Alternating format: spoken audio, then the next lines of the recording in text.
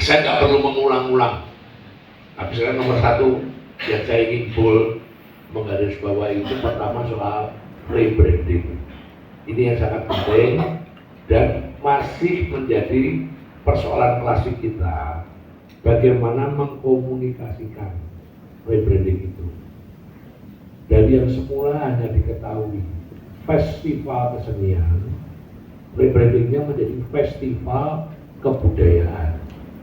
Ini cakupannya sangat luas.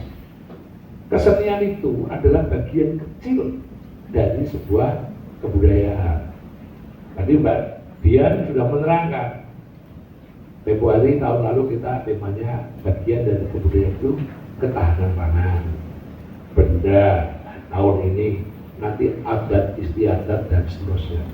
Nah, perubahan rebranding untuk memahami, memaknai bahwa kebudayaan itu bukan hanya kesenian doang. Ini yang harus dikomunikasikan. Tugas wartawan mengkomunikasikan ada perubahan yang mendasar ini.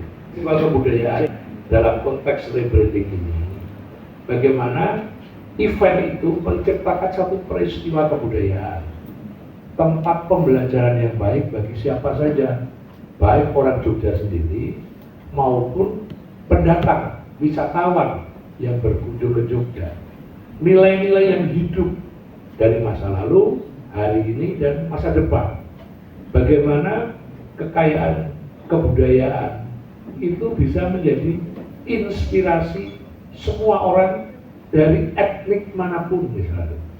Nah, ini yang perlu dikomunikasikan sehingga harapannya bisa menggerakkan banyak orang menikmati pembelajaran yang disajikan oleh kawan-kawan POSE melalui program-programnya di festival kebudayaan ini, sehingga orang dimanapun, dari etnik manapun, termasuk kawan-kawan dari Papua, tidak keliru memaknai misalnya tentang Raja Jawa.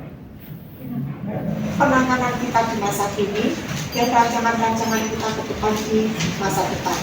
Sehingga memang festival kebudayaan ini kemudian ditata menjawab dari beberapa objek-objek kebudayaan yang kalau dari versi pemerintah sudah kita atur secara khusus di dalam Perda Istimewa tentang Pemeliharaan dan Pengembangan Kebudayaan. Sehingga terciptalah 5 roadmap tadi yang sempat disampaikan oleh Mbak Peggy. Nah, kebetulan kita sekarang sesuai tahapan berada di tahun kedua rebranding tersebut. Jadi tahun pertama yang kemarin itu adalah tematik pangan, yang kemudian tahun sekarang adalah tematik benda. Dan memang ini kita bawa ke semua wilayah 5 kabupaten kota karena pada dasarnya kebudayaan kita maknai sebagai suatu peradaban daerah istimewa Yogyakarta yang terletak di 5 kabupaten kota dengan seluruh aspek kebudayaannya.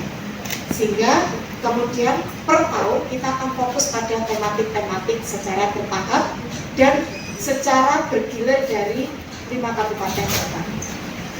Nah, tahun ini kita akan masuk pada tematik benda dan yang menjadi host atau lokasi utamanya adalah Kabupaten Bantul. Nah, sebagai suatu festival, memang kita pemikiran mulai dari rebranding ini coba dieksplorasi kembali. Kita akan mengembangkan festival ini untuk mengisi celah-celah kerja-kerja kebudayaan yang memang selama ini sudah berjalan, sehingga festival ini kita tidak maknai semata-mata hanya sebagai satu perayaan, selebrasi saja, tetapi juga suatu upaya untuk membangun, menyiapkan upaya-upaya pembangunan kebudayaan secara lebih makro. Dan tentu saja itu bukan sesuatu hal yang mudah dan tidak bisa dilihat secara instan. Nah, pada tahun 2024 ini, maka yang kita ambil adalah benda, adalah sesuatu wujud yang bisa kita lihat, kita raba, kita rasakan gitu ya.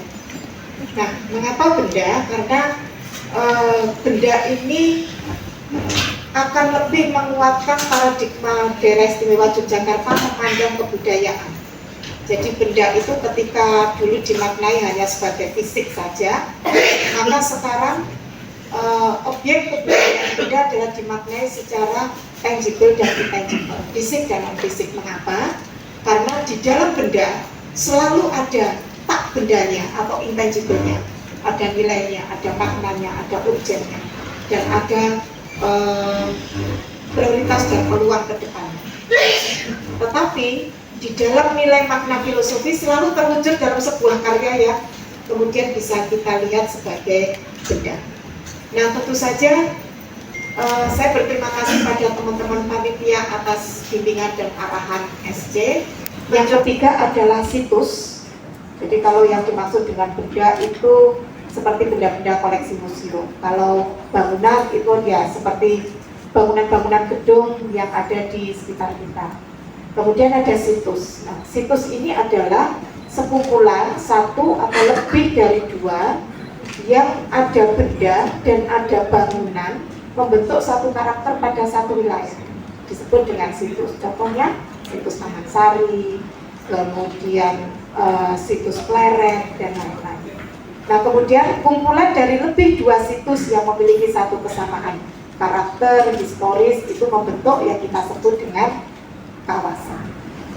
Nah, memang peraturan terkait dengan benda diregulasi mengarah pada warisan-warisan leluhur kita. Jadi cagar budaya gitu ya.